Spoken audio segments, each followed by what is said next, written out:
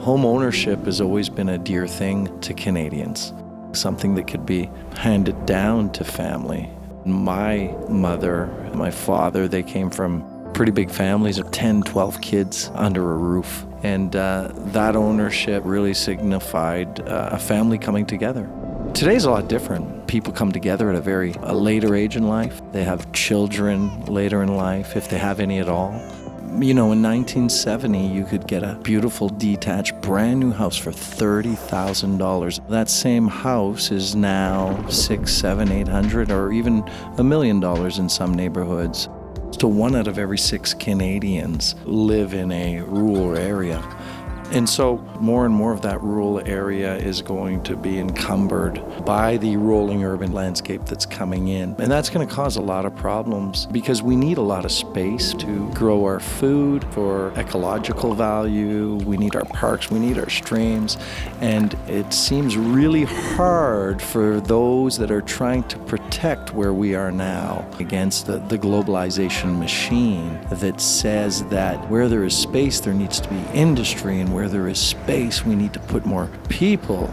You've got an agricultural site or a farm, let's say, and you look across the street, there's 7,000 new condominiums. So can urban take over the entire landscape?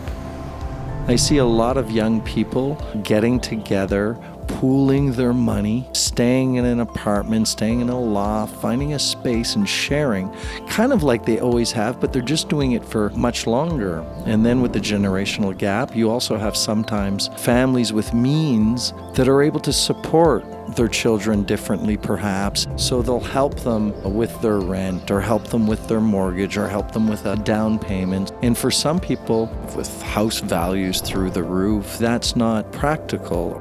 Not all Canadians have the means to be able to dish out $50,000 or $60,000 down payment, and it's tough.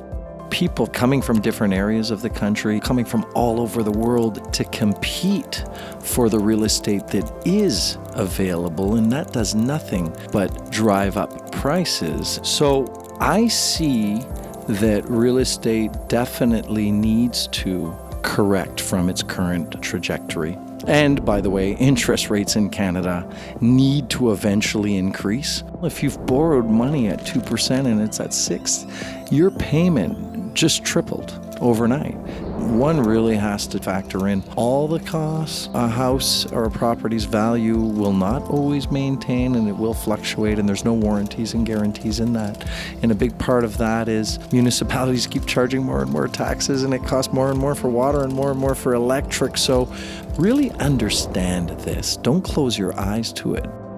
15 to 20 years out, Canada's population will explode. People from everywhere will want to come here, and that's going to really boost our population. It's going to change the landscape of our rural-urban diversity, change the landscape of labor, etc. And it's just not feasible over the long term to continue to build these mammoth type of developments. And I think that people are innovative enough to try to figure this out, moving towards more sustainable, smaller footprint houses, different types of design, some more eco, some more green.